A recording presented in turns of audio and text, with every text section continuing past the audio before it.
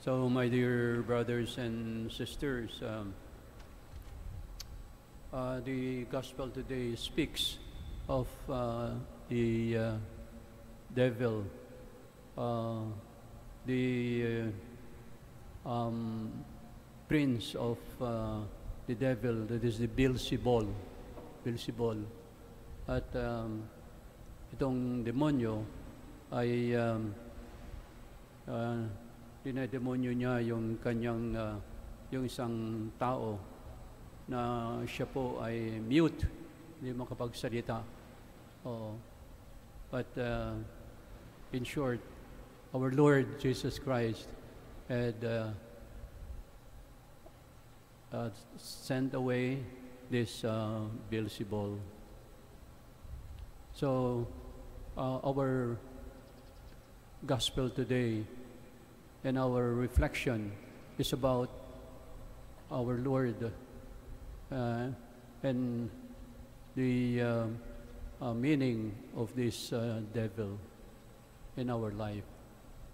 Kayo ba, mga kapatid, nakakita na ba kayo ng devil? Kayo ba nakakita na ng devil, ng demonyo?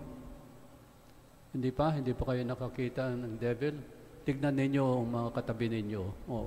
So yung kayo, kahit na sister, kahit na ako, ay tayong lahat ay nagiging demonyo rin. Amen? Amen. Because tayong lahat, mga kapatid, ay there is always the tinge of, there is always things of evil. There are always things that we have committed sins. So in this case, we sometimes fall into committing sins. Kaya nagiging demonyo din tayo, nagiging devil spirit. Hindi na po yung makikita natin na kalahating tao at kalahating hayop. No, that is not anymore the case. Today, we do not see this case about one may horns like this, and then kalahating hayop, kalahating tao. So, my dear brothers and sisters, we have to be always on the watch regarding the evil spirit. So for example, may mga tao dyan na sasabihin sa iyo, magkuhan muna tayo, magtrabaho muna, let's have some eating or drinking, like that. Then later on, they do not stop eating and drinking anymore. Ang nangyayari ay ang nangyayari ay hindi na tumitigil. And then maraming mga sinasabi.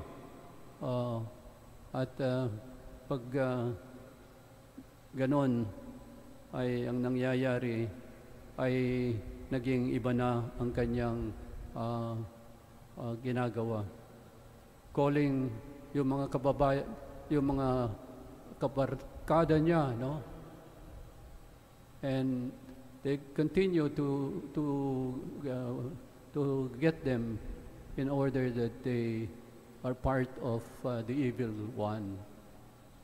O mayroon ding mga in places, for example, in governments or in offices, that there are those who are tempted to,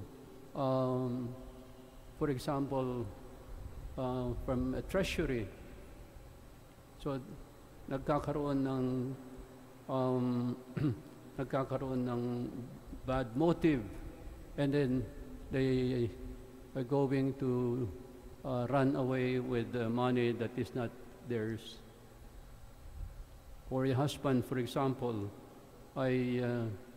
minsan it's very difficult for them, especially if the family or the couples are already old and they do not anymore see each eye to an eye, So they are tempted to go to maybe another place or another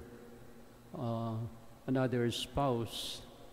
So these are what the devil does to us.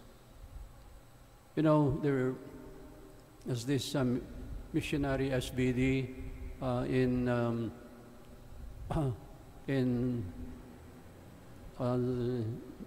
near San Jose, Occidental Mindoro. At alam niyo po, itong young girl, of course, she was very,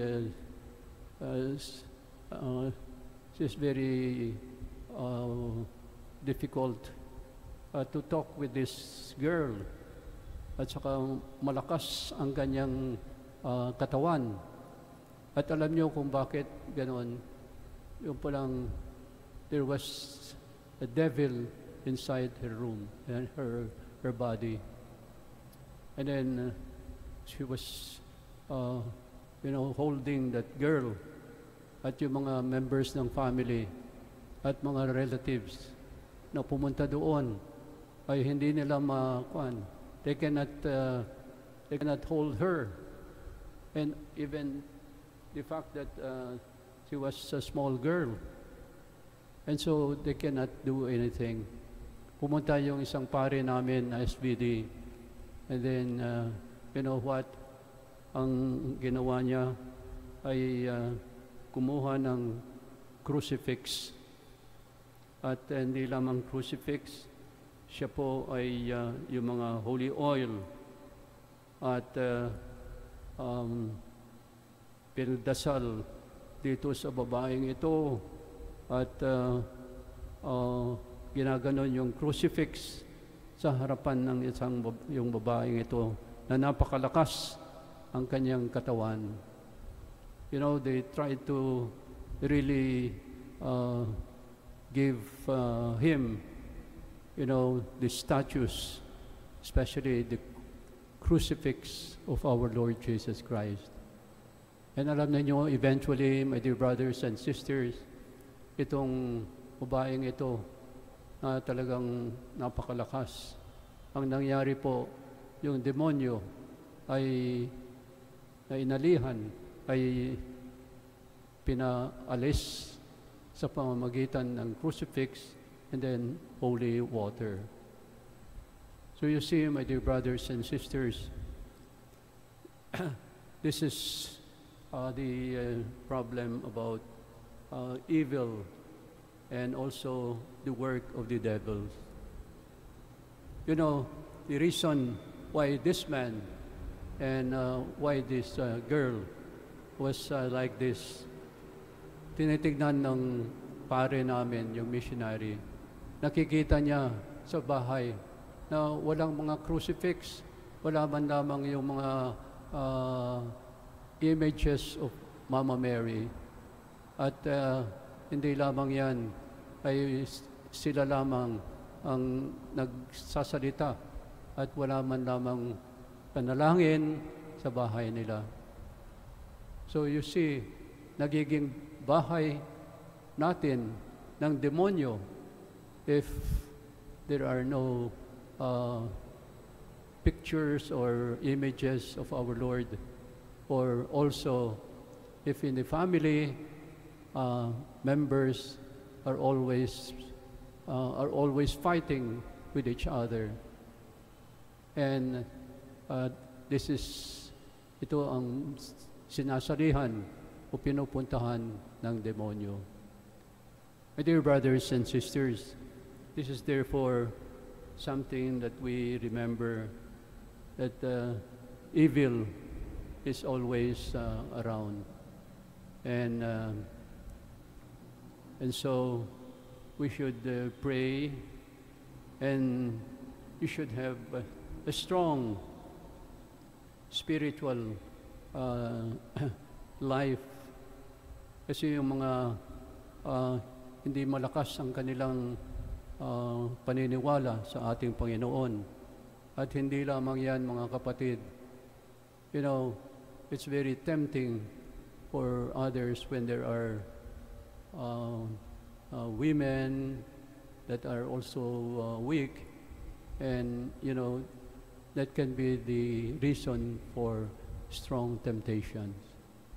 Dear brothers and sisters, ngayon in this in this time of Lent, sana isipin natin ang ating pagiging anak ng ating Panginoong Diyos, and that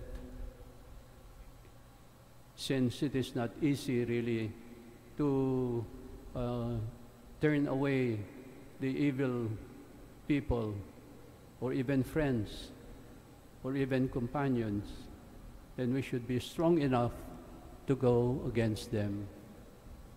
So let us pray for these intentions, dear brothers and sisters, and always ask for forgiveness from the Lord. Amen.